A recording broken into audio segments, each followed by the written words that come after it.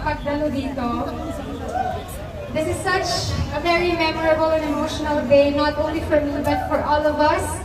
Because now, we're bringing home the title Miss World Asia. Dadaan lang po yung kotse, dadaan lang po yung kotse. And I just want to say that this is the fusion of all the love, the encouragement, the support, and the bayanihan spirit that you've shown to the entire world. And thank you so much for the support, for the entire journey. Ang tagumpay po na ito ay para po sa inyong lahat.